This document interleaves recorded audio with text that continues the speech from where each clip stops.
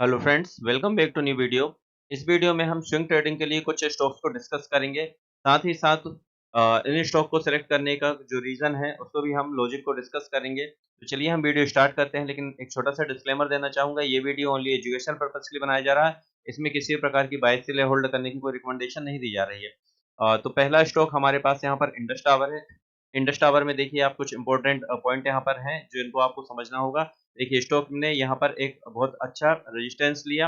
काफ़ी समय से इस रेजिस्टेंस के नीचे ट्रेड कर रहा था, लेकिन यहाँ पर हमको एक अच्छा ब्रेकआउट देखने को मिला, एक शानदार रैली देखने को मिली और इसके बाद यहाँ पर हमको एक रिटेस्ट भी देखने को मिल चुका है। यहाँ पर वीकली टाइम फ्रेम लगा हुआ है और वीकली टाइम फ्रेम पर यदि हम देखें तो स्टॉक में यहाँ पर 3 से 4 सप्ताह से यहाँ पर कंसोलिडेशन एक छोटा-सा हमको दिखाई दे रहा है। एंट्री के लिए हम डेली टाइम फ्रेम पर चलेंगे, लेकिन यहाँ पर हम कुछ इम्पोर्टेंट लॉजिक्स, कुछ पॉइंट्स हैं जिन्हें हम डिस्कस कर लेते हैं।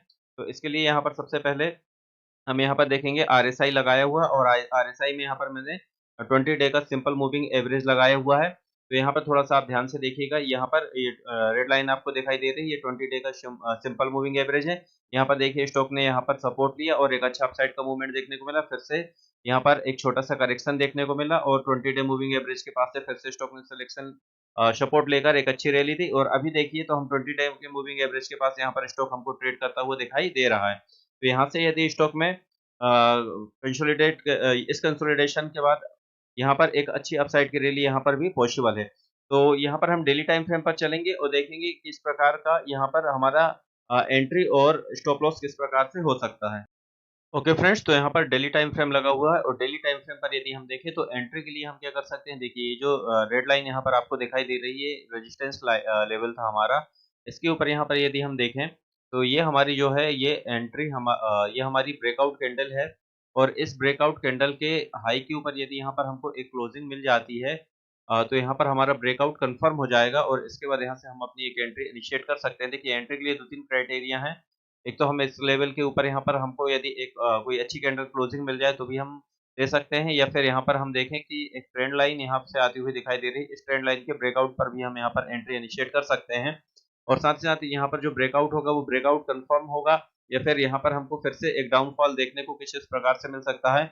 उसके लिए आप यहाँ पर आरएसआई को देखिए, आरएसआई यदि यहाँ पर 60 के ऊपर सस्टेन करता है, आरएसआई का लेवल 60 के ऊपर यहाँ पर यदि सस्टेन करता है तो एक अच्छा अपसाइड का मूवमेंट हमको देखने को मिल सकता है। लेकिन यदि आरएसआई 60 के नीचे यहाँ पर ट्रेड करता है और यहाँ पर स्टॉक में ब्रेकआउट होता है तो संभावनाएं रहेंगी कि ब्रेकआउट यहाँ पर फेल भी हो सकता है, तो आप आरएसआई को यहाँ पर ध्यान में रख सकते हैं। स्टॉप लॉस की यदि हम बात करें तो स्टॉप लॉस यदि यहाँ पर कोई एक अच्छी कैंडल यहाँ बनती है, बुलिश कैंडल जो इसके ऊपर सस्टेन करती है या फिर क्लोजिंग देती है, तो उसके नीचे हम अपना स्टॉप लॉस रख सकते हैं। 4 से 5% का स्टॉप लॉस यहाँ पर हम रख सकते हैं। नेक्स्ट स्टॉक हमारे पास डिविस लैब है। डिविस लैब में भी यदि देखिए तो आपको एंट्री के लिए थोड़ा-सा वेट करना होगा। यहाँ पर देखिए एक इम्पोर्टेंट रेजिस्टेंस एरिया है। पहले ये देखिए यहाँ पर ये सपोर्ट एरिया था, स्टॉक ने यहाँ पर सपोर्ट लिया, लेकिन अब यहाँ पर ये रेजिस्टेंस बार-बार यहाँ पर लेता हुआ हमको दिखाई दे रहा है। यहाँ पर हमको ब्रेकआउट भी देखने को मिला, लेकिन ब्रेकआउट यहाँ पर फेल हो गया। ये वीकली टाइम फ्रेम लगा हुआ, अब डेली टाइम फ्रेम पर चलते हैं और देखते हैं कि किस प्रकार का प्राइजेक्शन बनता हुआ दिखाई दे रहा है। ओके फ्रेंड्स, तो यहाँ पर डेली टाइम फ्रेम लगा हुआ और डेली टाइम फ्रेम पर यदि हम थोड़ा-सा प्राइस एक्शन को और चार्ट को समझने की कोशिश करें तो यहाँ पर देखिए ये आपको ये जो ग्रीन लाइन दिखाई दे रही है ये 200 डे का मूविंग एवरेज है और यहाँ पर देखिए आप ये स्टॉक ने यहाँ पर बॉटम बनाया, बॉटम बनाने के बाद यहाँ पर एक अच्छा अपसाइड का मूवमेंट हमको देखने को मिला। 200 डे मूविंग एवरेज के ऊपर से यहाँ पर सपोर्ट लेता हुआ दिखाई दिया। लेकिन यहाँ पर जब स्टॉक में ये रेजिस्टेंस से रेजिस्टेंस लिया तो यहाँ पर 200 मूविंग एवरेज के पास सपोर्ट लिया, एक अच्छी मूवमेंट आया, लेकिन यहाँ पर देखिए कि 200 मूविंग एवरेज के पास से सपोर्ट लिया, सपोर्ट लेने के बाद देखिए यहाँ से रीटेस्ट करने के लिए आया, तो यहाँ पर हमको एक कमजोरी देखने को मिली और स्टॉक में लगातार गिरावट देखने को मिली। लेकिन करंट सिचुएशन में देखें तो यहाँ पर एक अच्छा अपसाइड का मूवमेंट रहा है। यहाँ पर हमको 200 डे मूविंग एवरेज पर सपोर्ट लेता हुआ दिखाई दे रहा है और इसके बाद एक अपसाइड का मूवमेंट यहाँ भी देखने को मिला और वापस से यहाँ पर देखिए जिस प्रकार से यहाँ पर देखिए आप एक रिजेक्शन हमको देखने को मिला था और इसके बाद 200 मूविंग एवरेज के नीचे स्टॉक ट्रेड करने लगा था। यहाँ पर भी देखिए कुछ इसी प्रकार से यहाँ पे प्राइजेक्शन बन रहा है, लेकिन अगर यहाँ से हमको ब्रेकआउट देखने को मिलता है तो रिटेस्ट के बाद एक अच्छा अपसाइड का मूवमेंट हमको देखने को मिल सकता है। साथ ही साथ यदि हम यहाँ पर देखें तो यहाँ पर ये जो ब्रेकआउट हुआ था, ब्रेकआउट कैंडल का हाई हम यहाँ पर मार्क कर लेते हैं, क्योंकि मैं हमेशा कहता हूँ कि ब्रेकआउट कैंडल का जो हाई होता है वो एक रेजिस्टेंस का काम करता है। इसके ऊपर यदि एक कैंडल की क्लोजिंग हो जाए तो वहाँ पर ब्रेकआउट कंफर्म हो जाता है। तो यहाँ पर इस लेवल के ऊपर जो कि 4065 रुपए का है, 4065 रुपए के ऊपर यदि स्टॉक में हमको एक ग्रीन कैंडल की क्लोजिंग डेली टाइम फ्रेम पर मिल जाती है, तो यहाँ पर ये ब्रेकआउट कंफर्म हो जाएगा और आने वाले समय में हमको एक अच्छा मूवमेंट देखने को मिल सकता है। और साथ ही साथ यदि हम यहाँ पर देखें तो आरएसआई भी 60 के ऊपर अगर सस्टेन करेगा तो अपसाइड का मूवमेंट यहाँ पर हमको देखने को मिलेगा। नेक्स्ट स्टॉक चंबल फर्टिलाइजर है। चंबल फर्टिलाइजर में यदि हम देखें तो ये एक ट्रेंड लाइन आपको दिखाई दे रही है। एक इंपॉर्टेंट यहाँ पर रेजिस्टेंस एरिया था, पहले ये सपोर्ट हुआ करता था।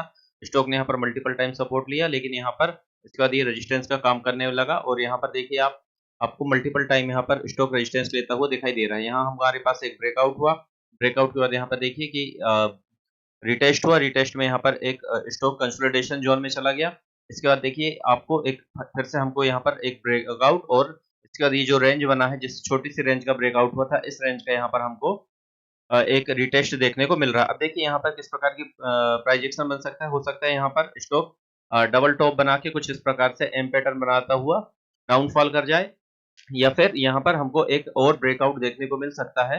यदि ब्रेकआउट होता है तो उसके लिए हम कुछ लेवल को ड्रॉ करेंगे और देखेंगे कि यहाँ पर किस प्रकार का हमारे पास कौन-कौन से लेवल हैं। देखिए यहाँ पर हम सबसे पहले इसे मार्क कर लेंगे। ये जो इस लेवल के ऊपर यहाँ पर हमारी एक न्यू एंट्री इनिशिएट हो सकती है, क्योंकि देखिए यहाँ पर कुछ इस प्रकार का प्राइस एक्शन बनेगा। ये यहाँ पर रेजिस्टेंस लेवल था, ये ब्रेकआउट हुआ, ब्रेकआउट के बाद ये देखिए इस लेवल का यहाँ पर रिटेस्ट हुआ, रिटेस्ट के बाद यहाँ पर स्टॉक फिर से यदि यहाँ ब्रेकआउट करता है तो ब्रेकआउट के बाद एक अच्छा अपसाइड का मूवमेंट हमको देखने को मिल सकता है। देखिए यहाँ पर एक हैमर जैसी कैंडल भी बनती हुई दिखाई दे रही है, इसका मतलब यहाँ पर बायर एक्टिवेट हो रहे हैं।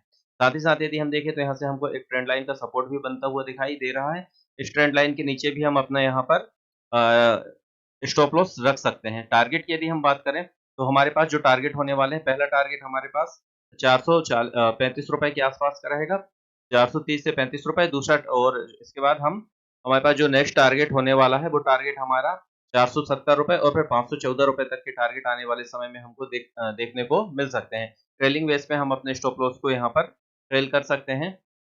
और एक बात और है, आरएसआई को भी हम यहाँ पर ध्यान रखेंगे। आरएसआई यदि 60 के ऊपर सस्टेन करता है तो ही यहाँ पर एक अच्छा अपसाइड मूवमेंट हमें देखने को मिलेगा। तो ये आज का वीडियो था। यदि वीडियो आपको अच्छा लगा हो तो लाइक एंड सब्सक्राइब जरूर करें। आज के लिए इतना ही, धन्यवाद।